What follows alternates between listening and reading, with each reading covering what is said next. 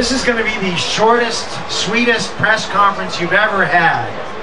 First off, thanks to all of you guys. A little Canadian shot of whiskey here for everybody. Thank you for your support over the last 20 years coming up this year. We've been in business. 20 years, okay? So first off, I want to say thanks to everyone that's come by. So cheers to you guys. Appreciate the support. Thanks for coming out.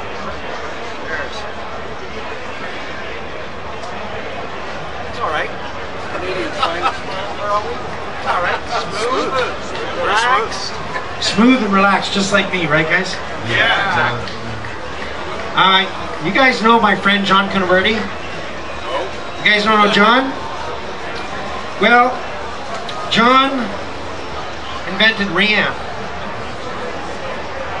and we bought the company. So you've heard about the term reamping and reamp and reamping and all that stuff. So John, we've been working with John for quite a few years. We've been paying him a royalty to use his circuit, and he decided to make a change and came to us and said, we interested in taking it on.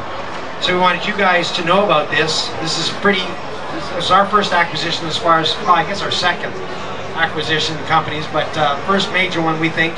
John's done a terrific job over, what, 10 years? 17. 17 years. So I'm going to let John talk a little bit about what he's done and why he's made the change. And if you aren't familiar with Reamp, you should, because this is really what brings computers to guitar amps and back. Thank you, Peter. That saying about necessity is the mother of invention. It was certainly the case with the Reamp in '94 when I was working with Joe Satriani on a live recording that we had done, and the bass track needed to be reamped. And at the time, there was really no device available off the shelf anyway that could do it properly. The typical approach would have been to take a passive DI and run it in backwards and hope for the best. But we actually had tried that and it didn't work at all, so I decided I would take it upon myself to actually build a device for the process of taking +4 line level signal from a tape recorder and feeding it back into, in this case, a bass guitar amplifier. It took about 3 weeks to come up with a circuit and to find the right transformer and put it in a box and so on. So we had put off the project until I had done that. Once I had done that, it was successful and I put the box away and I didn't really think about using it again. Until I did another project where another engineer saw it, he borrowed it, another engineer saw it, he borrowed it. I had 5 or 6 phone calls within a week. People wanted me to build more, so I built 5 of them. Then I built 10 of them. Then I built 50. And I was still kind of just giving them away. I remember giving one to an engineer, a famous one whose name I won't mention, in Los Angeles.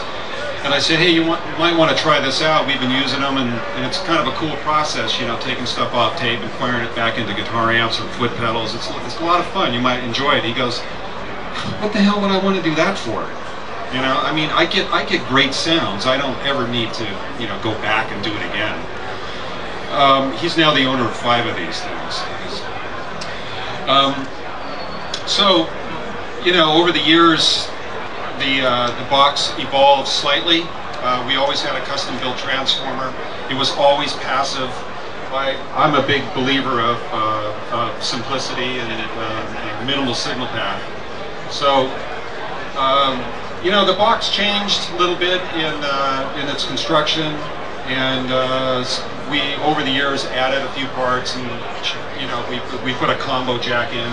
But what happened was that the home recording scene blew up. I mean, because you got to realize, when I built this thing, it was in '94. There really weren't home recording studios per se, like we know, you know, like we have today.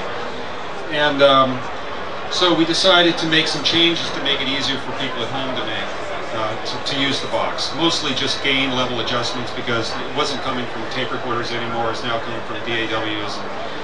And I got to a point, because I'm basically a recording engineer, I'm not really in the business of selling products, that I did as much as I could possibly do with the Reamp, as far as selling it and getting it out there in the world and making it available. The cost of building these things became more and more and more each year, and you know, I just decided that it was probably time to hand it over to a company that I think could continue its legacy, in the sense that it's going to be essentially the same design, and put it in the hands of Peter and Radial and allow them to like get it out in places that it would never get to otherwise. I mean, my philosophy has always been there should be a reamp in every studio in the world. There's direct boxes, there's microphones. A reamping device, I think, is that important, is that cool, a creative tool. And you know, Peter's got two. He's got the small one, the Pro amp. Yeah, a little $100 one, and then he's got an active one that can do some things that this one can't do. This fits right in between those two. He is now the go-to guy for reamping. So, thank you. Thanks to John. So, guys, first off, John, hey, I just want to say one thing about this box. And a guy asked me today, he said, you know, I've never had to reamp using this kind of a box. Can't I just come straight out of the console? And when John mentioned simplicity, the real magic inside this box is the transformer isolation. You don't get the buzz and hum. You plug into guitar amps and stuff, it gets rid of the buzz and hum.